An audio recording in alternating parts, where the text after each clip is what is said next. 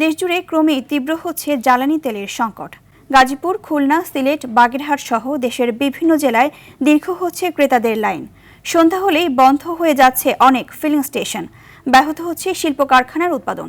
পর্যাপ্ত তেল না পাওয়ায় সাগরে মাছ শিকারে যেতে পারছে না উপকূলীয় অঞ্চলের জেলেরা। শৃঙ্খলা আনতে কোনো কোনো পাম্পে মোতায়েন করা রয়েছে আইন শৃঙ্খলা রক্ষাকারী বাহিনী। প্রতিনিধিদের পাঠানো তথ্যচিত্রে আরও জানাচ্ছেন সাকিব আল হাসান।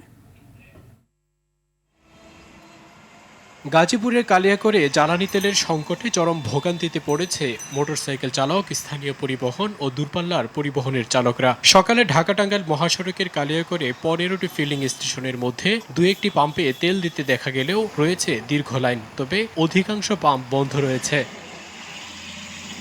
চাহিদা অনুযায়ী সরবরাহ না পাওয়ার কথা বলছেন ঢাকার শিল্পাঞ্চলীয় এলাকা আশুলিয়ার পাম্প মালিকরা। এক একটি পাম্পে যেখানে প্রতিদিন 2 থেকে 3 গাড়ি তেল প্রয়োজন, সেখানে 2 থেকে 3 দিন পর তেল পাচ্ছেন, ফলে ব্যাহত হচ্ছে শিল্প কারখানার উৎপাদন।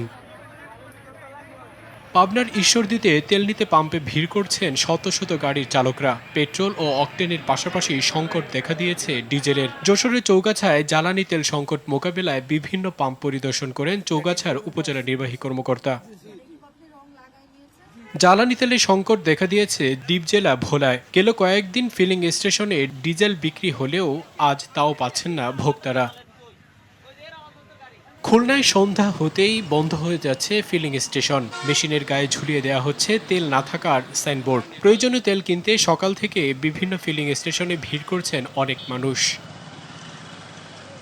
এদিকে বরগুনার পাথরঘাটায় জ্বালানি তেলের সংকটে চরম বিপাকে পড়েছেন জেলে ও ট্রলার মালিকরা। পর্যাপ্ত তেল না পাওয়ায় সাগরে মাছ শিকারে যেতে পারছেন না জেলেরা। শতাধিক গাড়ি পাম্পে রেখে চলে গেছেন মালিকরা। পেট্রোলের অভাবে বন্ধ হয়ে গেছে বাস চলাচল। চাহিদার 1/3 তেলও না পাওয়ার কথা বলছেন পাম্প মালিক। গাড়ির সাথে সাথে বন্ধ, আমার গাড়ি কামাই নাই, কোনো বাজারঘাট করতে পারি না। এখানে 7:30টা থেকে দাঁড়ানো, এখন প্রায় 10টা বাজে, সেই থেকে এখনো দাঁড়ানো। শুধু এই একটা দোকানই তেল দেয়, এই তেল দিতে আছে, এই জন্য আমাদের অনেক উপকার আছে। জ্বালানি তেল মজুদ প্রতিরোধ, বিপণনে শৃঙ্খলা রক্ষা এবং নিরবচ্ছিন্ন সরবরাহ নিশ্চিতে সিলেটের 2টি ডিপোতে সার্বক্ষণিক পাহারায় বিজিবি মোতায়েন করা হয়েছে। এছাড়া সীমান্ত এলাকা দিয়ে জ্বালানি তেল পাচার ও অবৈধ পরিবহন রোধে বিজিবির বাড়তি টহল জারি করা হয়েছে। জ্বালানি তেল দেশ থেকে, সেটা ট্যাঙ্কিতে করেই হোক অথবা অন্যভাবে কোনো ব্যারেলে করে, অবৈধভাবে যেন এই আমাদের জ্বালানি তেল পার্শ্ববর্তী দেশে পাচার না হয়, সেই ব্যাপারেও আমরা সজাগ আছি। আমরা নিয়মিত তল্লাশি কার্যক্রম করছি। রাঙামাটিতে তেলের কালোবাজারি ঠেকাতে সপ্তাহে 3 দিন সকাল 9টা থেকে 11টা পর্যন্ত অকটেন ও 3 দিন ডিজেল দেওয়ার সিদ্ধান্ত নিয়েছে স্থানীয় প্রশাসন। পাম্পগুলোতে পুলিশের পাশাপাশি মোতায়েন করা হয়েছে সেনাবাহিনী। এছাড়া ময়মনসিংহের ভালুকা, ঝালকাঠি, বাগেরহাট, সাতক্ষীরা ও মাদারীপুর সহ দেশের বিভিন্ন স্থানে পাম্পে ক্রমেই বাড়ছে জ্বালানি তেলের সংকট।